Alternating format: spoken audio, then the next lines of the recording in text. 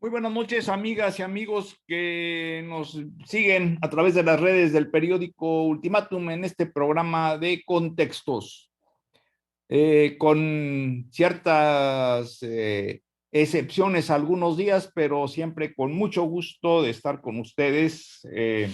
Ahora en nuestro nuevo horario 7:30 y esperemos que pues sigan acompañándonos, analizando los problemas cotidianos de la política, los problemas sociales que se dan tanto a nivel nacional como, como a nivel local. Hola, Víctor, ¿cómo estás? Buenas noches. Hola, ¿cómo estamos? Buenas noches. Pues aquí en Contextos. Sí se escucha, ¿no? Sí. Sí. Pues hay muchos temas, realmente podemos arrancar desde las repercusiones que han habido todavía siguen viéndose los ecos de la reunión que tuvieron los tres presidentes, los dos presidentes de Estados Unidos y de México, y aparte el primer ministro de Canadá, la semana antepasada.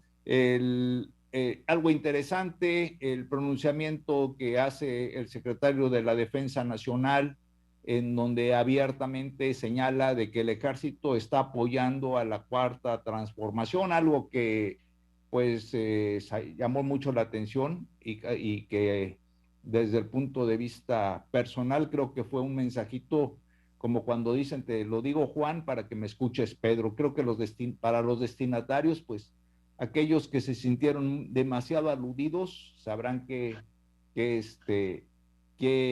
quiso decir el secretario de la Defensa, y por supuesto pues esto generó muchas reacciones en torno al papel del ejército mexicano en la política, lo cual pues es un buen tema para discutir. El día de hoy bajan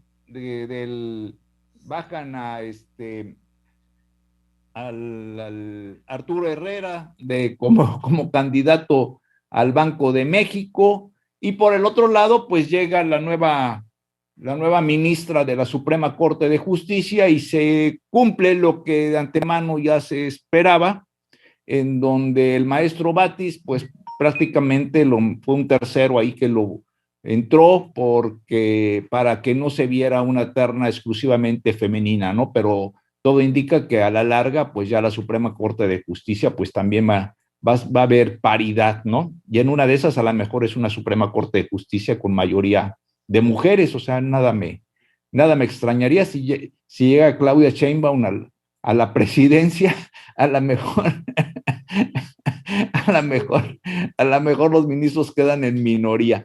Y bueno, tenemos los dimes y diretes en torno a los Chimalapas, donde el actual gobierno de Rutilio Escandón pues señaló de que lo dio a entender en el comunicado que dieron a conocer, de que fue un descuido de los anteriores gobiernos, principalmente de Juan Sabines y de Manuel Velasco y de sus respectivos secretarios de gobierno. Y creo que Sabines Guerrero, por supuesto, contestó que era mentira, ¿no?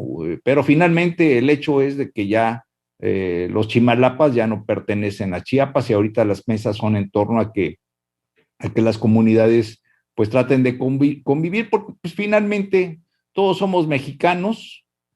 En alguna ocasión se dijo que todo en Chiapas es México. Entonces todos somos mexicanos, y pues lo mismo da que sean oaxaqueños o que sean chiapanecos, ¿no? Siempre y cuando tengan su tierra y la trabajen en paz. En fin, estos son algunos de los temas que pues están en el ambiente, y pues hay muchos elementos para analizar. Claro, tal vez no alcancemos a hacer comentarios en todos, pero pues hay temas interesantes. Entonces, ¿por dónde quieres empezar, Víctor? No, pues hay muchos temas, como tú dices. Muy buenas noches, Kenta, buenas noches, Ricardo. Pues fíjate que a muchos temas. A mí el tema del ejército sí me parece grave, no es cualquier cosa, no es que hiera susceptibilidades, me parece incluso un contrasentido. Mira, América Latina ha tenido problemas graves con el ejército, con sus ejércitos, pero han sido golpes de Estado. Así sucedió en Chile, sucedió en Brasil, en Argentina, en Uruguay, en Paraguay. Sin embargo, en el caso de México, afortunadamente, después del proceso revolucionario, hubo una estabilidad y un acuerdo en donde el ejército incluso ni siquiera era parte de los sectores del partido dominante, el PRI. Estaba la CNC, la CNOP y la CTM, es decir, campesinos, obreros y clase media, digamos, organizaciones, pero no el ejército. Se le daba al ejército una cuota, o sea, siempre se decía que había un gobernador del ejército, siempre se decía que había un, pues en alguna parte, digamos, importante participaban, pero el ejército no era parte de la administración pública civil. Sí, parte de la administración pública, por supuesto, pero no de la administración pública civil. Y me parece una situación muy complicada de entender cómo un gobierno que se autonombra, se autodefine de izquierda, recurra al ejército en tareas tan diversas. Por supuesto que el ejército es una institución que tiene un gran aprecio en México, o sea, eso sin duda. Sin embargo, en términos estrictos de la administración pública, me parece un contrasentido que afecta tanto al ejército como gran institución como a la sociedad. Mira, ahora el ejército ya está envuelto en escándalos de corrupción y eso no le conviene al ejército. El ejército no había tenido escándalos desde los últimos, no sé, 40, 50 años, en el 68, después de lo del 68 se cuidaron mucho. Y después de eso hubo dos casos especiales, el de Quirós Hermosillo, un general que fue represor en Guerrero, del cual, digamos, era el autor material de aquel famoso caso de los derechos humanos de Radilla Pacheco, el famoso general Quirós Hermosillo, al que se le cargaron esos, digamos, pues sí, delitos, porque en realidad se establecieron como delitos, pero que fue la guerra sucia de Guerrero, en donde mataron a General Vázquez Rojas, a los Cabañas y retuvieron a muchas personas en Guerrero. Después de eso, el otro escándalo importante, digamos, del ejército, estuvo en el general Rebollo, en la frontera norte, cuando él, siendo el zar de la lucha contra las drogas, resulta que pues se le comprobó que estaba involucrado con un grupo delincuencial, y ese fue un gran escándalo del ejército. Dos casos más, el del caso del general Gallardo, que intentó establecer la comisión o el ombudsman, los derechos humanos en el ejército en los años 90, y el del comandante Basilio, que intentó establecer el comando patriótico, caminó por Reforma, por la avenida principal de Reforma, hizo un paro. Esos son algunos de los casos del ejército. Después de eso, el del general Cienfuegos en Estados Unidos. Pero el ejército, digamos, ha estado de alguna manera ajeno a todo el vaivén político. Y un gobierno de izquierda impensable, y tan impensable que revisemos el discurso del presidente aún antes de serlo, como el discurso era no al ejército en las calles. Y hoy el ejército no solamente está en las calles, está en las construcciones, está en la construcción, está en las aduanas, está en todos lados. Y eso no le hace bien al ejército, fíjate. No le hace bien por varias razones. Una, porque ya, lo decía yo, están ya señalados por lo cual es gravísimo para una institución tan importante como del Estado mexicano. Dos, porque lo saca de las actividades reales que tiene que tener el ejército y los pone a hacer actividades que no son de su competencia y que genera malestar al interior del ejército. Tres, porque lo que debería estar haciendo no se le permite que lo haga, es decir, ha habido frentes del ejército, zonas militares que han sido, digamos, que tienen al lado a los grupos delincuenciales y no se les ha permitido que actúen. De tal manera que me parece que se está demeritando la institución del ejército y eso es muy malo, pero tampoco es bueno para la ciudadanía, porque hoy se va a discutir en la Cámara, en la Suprema Corte de Justicia en estos días, la posibilidad que los militares hagan labores de policía civil. Es decir, esa es la iniciativa, que tengamos una policía civil prácticamente del ejército. Hay una controversia, por supuesto, en la Suprema Corte de Justicia que se está discutiendo y que, pues yo espero pase, o sea, ¿cómo vamos a tener eso sería ya justamente militarizar las calles en México? Y entonces, yo creo que hay un malestar, lo he platicado con algunas personas, hay un malestar dentro del propio ejército, se está deteriorando la imagen, no es correcto como lo están trabajando, no les dan los recursos para hacerlo, a la tropa al menos, ¿no? Y tampoco están capacitados para hacer las labores que están obligadamente a hacerlos. Me parece que en el fondo hay una especie como de perversión. Hay una declaración que se hizo en los años del 2010 o 2014, quizá por ahí, en esa época, en donde se decía que el ejército le salía muy caro a México, porque ni guerra teníamos, ¿no? Pero tenía un gran presupuesto y no estaban haciendo nada. Entonces, parecería que no es tanto el aprecio que se tiene al ejército, sino más bien con las ganas de decirle, pues pónganse a hacer algo, ¿no? Ya que estamos pagando tanto en casi 300,000 personas entre ejército, marina, guardia nacional, pues parece ser que desde la presidencia se cree que pueden y deben hacer cosas que deberían estar haciendo los civiles.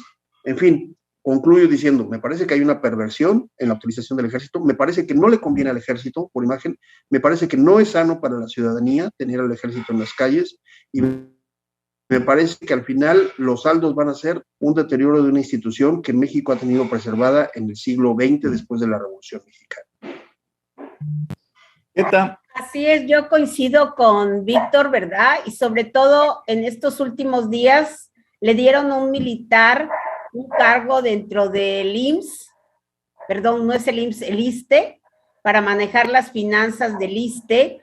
Entonces se están situando a militares en diferentes cargos como nunca se había visto hasta el momento. Y creo que eso es muy dañino para el ejército, ¿no? Y también ya la Guardia Nacional ya está cooptada por el ejército también, ya poco a poco los que todavía aún permanecían y que eran del antiguo cuerpo de policías federales, también ahí han ido desechándolos y ya la Guardia Nacional es el ejército. Entonces los dos, este gran cuerpo de seguridad que se crea en esta administración y que debería estar en manos de civiles, de la policía, el trabajo de la policía y el del ejército es muy diferente, ¿no? Y de repente también ha sido absorbido, bueno, todo ha sido absorbido por el ejército, como bien se señalaba, temas de construcción, de finanzas, de puertos, de aduanas. Entonces, ¿qué es lo que se pretende, no? Y al irse involucrando en estas tareas, poco a poco, quienes están al mando, pues van a ir involucrándose en temas de corrupción, en temas de poder, van a ir cayendo en la seducción del poder como nunca había pasado hasta el momento. Esa era la diferencia de nuestro ejército con el ejército de los países sudamericanos, que era un ejército de paz, era un ejército también de cuidar nuestra soberanía, pero más que nada era un ejército de paz. Y en otros países los militares llegaron a tener tal poder que pues sucumbieron a la seducción del poder y ahí están los golpes de Estado, ¿no? Anteriormente, pues sí se les concedía espacios, muchos generales fueron diputados o senadores, había ciertos espacios para ellos, pero muy bien como controlados, ¿no? Decir, hasta aquí llegas, ¿no? Tu papel es otro. Y sin embargo, actualmente los tenemos en todos lados. ¿Eso será de beneficio para la ciudadanía? ¿Será de beneficio para la seguridad en México? ¿Y será de beneficio para el propio ejército? Es mi pregunta. Yo no sé cuál es el plan de la actual administración al ir poniendo a militares en puestos claves de la administración pública, ¿no? Bueno, yo creo que hay algo que también vale la pena recordar, o sea, de hecho, los generales tuvieron un papel fundamental y fueron desplazados por los civiles a raíz del gobierno de principalmente del gobierno de Miguel Alemán. Podríamos decir que Manuel Ávila Camacho fue de los últimos presidentes generales, ¿no? Pero sin embargo, tenemos un punto de referencia que durante el gobierno de Lázaro Cárdenas intentaron de darle un golpe de Estado, al menos se le reveló el general Cedillo, apoyado con unas demandas agrarias. Mújica lo apoyó, ¿no? Mújica apoyó a Cárdenas, Ávila Camacho apoyó a Cárdenas precisamente y con eso se ganó de alguna manera el derecho a sucederlo en la presidencia, pero ya cuando ya el gobierno del general Cárdenas estaba muy presionado por todos los grupos de derecha, encabezados principalmente por el grupo de Veracruz, y cuya cabeza visible pues eran los hermanos Ávila Camacho y Miguel Alemán, ¿no?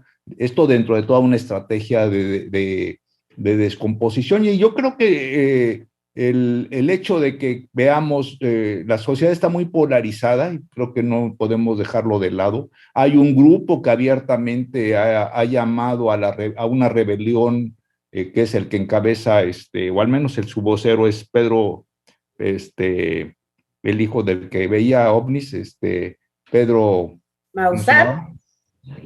Pedro Ferriz de Pedro Con. Ferriz.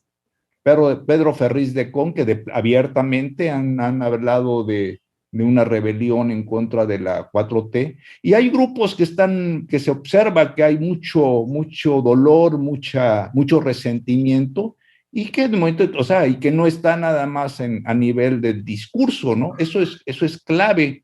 Y por lo demás, pues los generales nunca han estado, primero no son, también algo es claro, podían de alguna manera sí, eso le permite al Ejecutivo tener un poder más directo sobre las construcciones y las obras que quiere llevar adelante. No están exentos de corrupción, porque, bueno, pues en el caso del 68, por supuesto, los militares estuvieron, ahí vino la leyenda negra de los militares como un organismo represivo contra el pueblo, que se agudizó en la época de Echeverría con la Guerra Negra, pero bueno, en esa época surgió el famosísimo general Mariles, que era nuestro campeón olímpico y que, bueno, en sus ratos libres se dedicaba a transportar heroína de Francia para México y después a Estados Unidos porque tenía el paso libre en las aduanas. Y bueno, yo creo que en realidad pensar que los militares han estado fuera de la política, pues así es una buena, no es tan real. Yo creo que siempre han estado bastante metidos, claro, limitándose hasta ahorita a las gubernaturas. Chiapas ha tenido muchísimos generales en tiempos recientes, unos buenos, unos más inteligentes que otros, ¿no? El general Francisco J. Grajales, que es una figura interesante, el general Absalón, ¿verdad? Pero el hecho es de que a mí me llamó mucho la atención y más allá de que sea bueno o sea malo, se me hace que el discurso del secretario de la Defensa tuvo un destinatario, ¿eh? O sea, y ese destinatario son los sectores que están en contra de la 4T. No, pero sí, así, perdóname, quieren hablar los demás, pero nada más cierro esto. Si así fue, así lo que tú estás diciendo, me parece gravísimo. Así gravísimo, es. Gravísimo. Si es pues, como tú dices. Yo no lo leo así. Yo no lo leo. Puede ser grave, puede ser grave, pero si así fue, es gravísimo. Pero puede ser grave, pero también puede ser como producto de algo que se descubrió y que no se ha difundido. No, Ricardo, porque tenemos un país. Tenemos un país con autodefensas, un país que se está cayendo con muchas zonas que están complicadas en términos de guerra, hay que decirlo con la realidad, y un ejército que está siendo utilizado para cosas que no le corresponden, que están deteriorando la institución del ejército, y que si nos quedamos callados y decimos que está muy bien y que nada más por ser complacientes con el presidente, no, mira, perdóname, yo no estoy en contra del presidente en muchas de las cosas que hace, no, yo digo que siempre hay que razonar, hay cosas buenas y cosas malas, pero una cosa es militarizar al país en algunas acciones y la otra es pasar a la amenaza o al mensaje directo de las Fuerzas Armadas. Eso es gravísimo para un Estado democrático. O, entonces, si la 4T se trata justamente de un cambio de régimen y pasar de un régimen democrático a un régimen militar, entonces sí estamos ante una situación muy complicada históricamente. A ver, bueno, pero lo que pasa es que no sabemos para quién era el mensaje, ¿no? Pues No lo pudo sabemos. haber dicho el secretario de Gobernación, ¿verdad? El mensaje, pero no, y un llamado a la cordialidad, una buena relación, O a la mejor Pero- puede ser de que, como lo decía Víctor, de que hay una división al interior de las Fuerzas Armadas y que hay grupos de militares que abiertamente están en contra de la 4T, también puede Oye, ser. pero ya está Juan Carlos. A ver, Juan Carlos, ¿qué hay? ¿Cómo estás? Un gusto en saludarte. Igualmente, qué gusto estar de vuelta aquí con ustedes. Primero felicitar al maestro Ricardo, que fue su cumpleaños. Sí, muchas gracias. Sí, un abrazo, Ricardo. Gracias, gracias. Sí, ya le dije a Keta hace rato que qué bueno que me felicitaron porque soy muy sentido. Y bueno, yo coincido muy plenamente con lo que expone Víctor y con lo que redondea Queta, y me preocupa que la simpatía por dejar por ver como un obstáculo lo que es normal en una democracia, decir que Pedro Ferriz de Con tiene capacidad de amenazar y hacer un levantamiento, como lo hizo Madero en su momento siendo un civil, no hay ni siquiera comparación.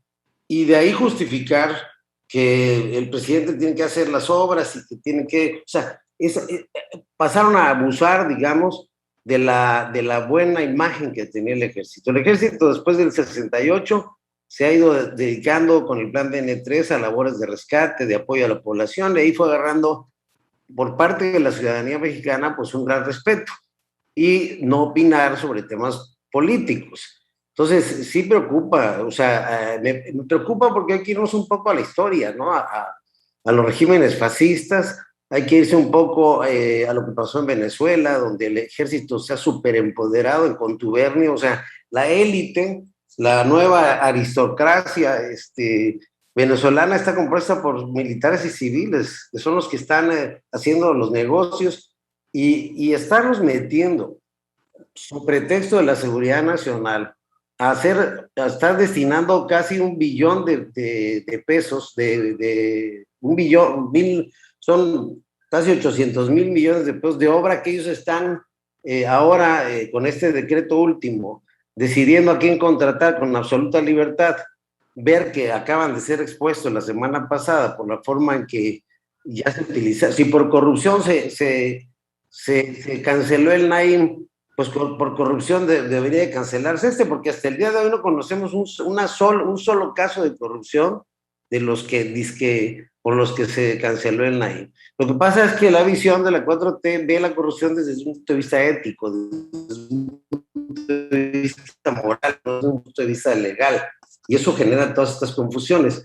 Me parece muy grave lo que pasó con el Chapo, donde el ejército tenía un operativo y lo obligaron a recular, lo obligaron pues ahí está una orden de aprehensión, una solicitud de extradición vigente. Estados Unidos no la ha rechazado. Fue un acuerdo político con México no meterse. Y como bien decía Víctor, pues tenemos entonces replegado al ejército en materia de labores de seguridad, porque este gobierno no quiere emular a Felipe Calderón, y con las mismas consecuencias siguen habiendo matazones, siguen habiendo masacres, siguen colgados. ¿Mande? Colgados en Zacatecas, ¿no? Terrible, terrible. La verdad es que por mucho menos, por la sexta parte de lo que ha pasado en este gobierno, le hicieron un gran escándalo a los gobiernos anteriores. A mí lo que me preocupa es la democracia. La democracia debe sobrevivir a esto para que las cosas vuelvan a la normalidad y el ejército, como decía el presidente cuando era candidato, vuelva a los cuarteles. Porque lo que sí estamos viendo es una nueva élite empoderada de militares de alto rango que están tomando decisiones legal o ilegalmente. Vamos a suponer que sea legalmente los contratos que se están asignando, pero ahí se están llevando cantidades millonarias, un montón de empresas, y hay quien dice que hay muchas donde participan los propios militares del otro lado, es decir, son socios de alguna u otra manera, y esto es sumamente delicado. ¿Por qué? Porque va a llegar un momento, y voy a cerrar con, se van a malacostumbrar al control que tienen completo sobre todo lo que hospitales, aduanas, y lo único que tienen que hacer, que no hacen bien, y ese es mi punto de vista, es el tema de la migración, donde si se mete la mano se les critica, el tema de la seguridad, donde siguen con los abrazos y no balazos, y sí es muy preocupante, ya está manifiesto por muchas gente. A mí lo que me preocupa no es que en la democracia haya gente que critique lo que está pasando con el ejército, me preocupa los que defienden que está bien que esto esté sucediendo de una de otra manera, justificándola con mil argucias, ¿no?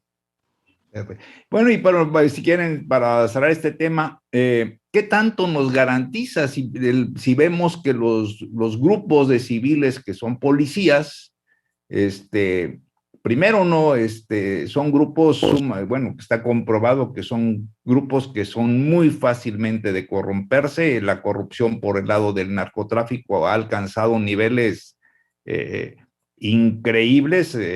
La semana pasada estuve viendo, me había negado un poco a verlo, pero vi la tercera parte de Narcos en Netflix, y ahí abiertamente mencionan a Carlos Jan González, ¿verdad? Y hasta donde yo sé, pues no hubo ningún planteamiento en contra de una ligazón con los grupos narcotraficantes que, bueno, han hecho historia aquí en México. Y por el otro lado, tenemos a grupos de la sociedad civil que cuando el ejército actúa en labores de enfrentamiento, salen a relucir la violación a los derechos humanos. Y bueno, pues está el caso de, como bien dice Juan Carlos, el caso de Felipe Calderón, que bueno, se vio obligado a utilizar el ejército y pues lo único que logró es de que lo critiquen que por violador de los derechos humanos. Entonces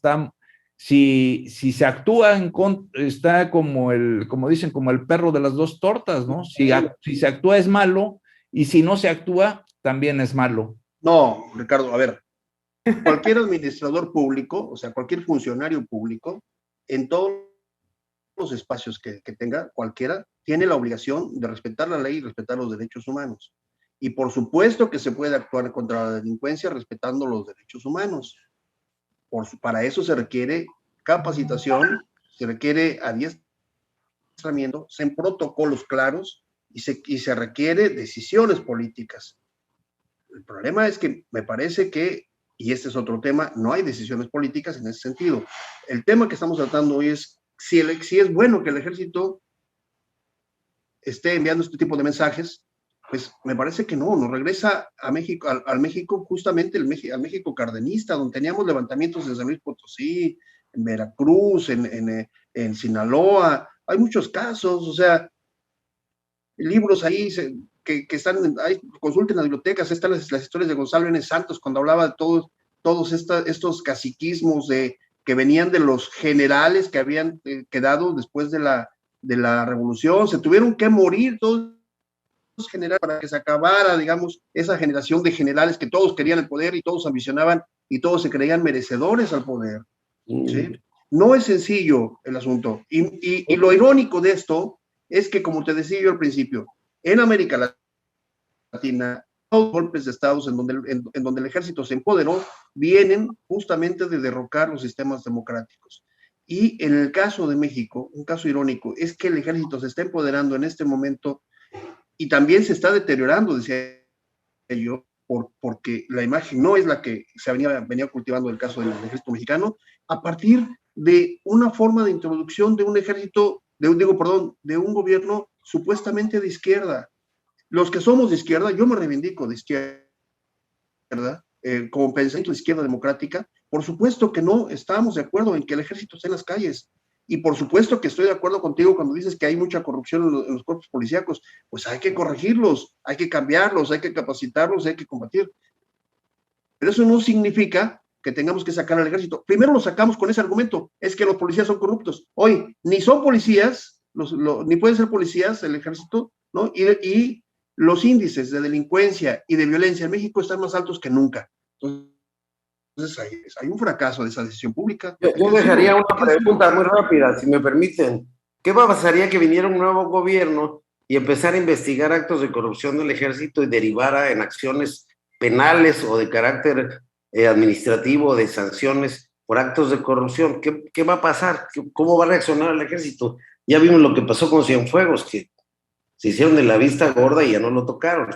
¿Qué va a pasar si un gobierno nuevo viene y quiere indagar corrupción en el nuevo aeropuerto o en otras acciones en donde ha incurrido el ejército?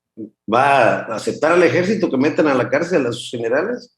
Esa es una buena pregunta que hay que hacernos, ¿no? Claro, y las violaciones a derechos civiles, por ejemplo, aquí en Chiapas durante el zapatismo, ¿no? Durante el momento crucial del ejército zapatista hubo violaciones a indígenas, ¿verdad? Que fueron hasta la Corte Interamericana de Derechos Humanos, ¿verdad?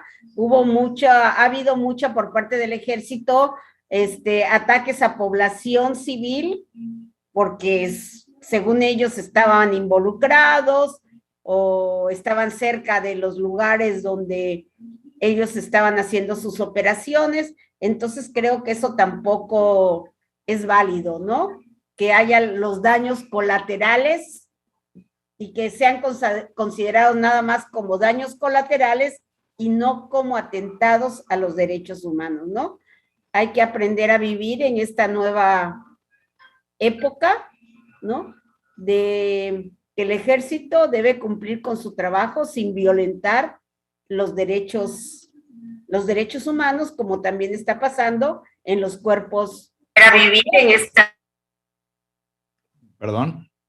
Como también está pasando en los cuerpos policíacos, ¿verdad? Que se cuide el debido proceso, que hay una serie de restricciones que realmente no son restricciones, sino estamos viviendo ya una época diferente de los derechos. Está acabando el tiempo, Ricardo. Está presente como un eje transversal en todas las acciones de seguridad. Bueno, pues vamos a ver que definitivamente creo que son temas que se tendrán que resolver. Está en una situación bastante difícil. Hemos estado observando, por ejemplo, cómo los cuerpos policíacos en las manifestaciones que han ocurrido han tenido que utilizar tácticas que no violen los derechos humanos, pero esto ha significado prácticamente no mover un dedo en contra de manifestantes que en muchas ocasiones van con martillos, lanzallamas, pintura, etcétera, etcétera, ¿no? Pero pues es cierto, o sea, yo estaba observando, por ejemplo, ahorita eso lo podemos ver el día de mañana, como ahora ya los migrantes haitianos ya incluso ya están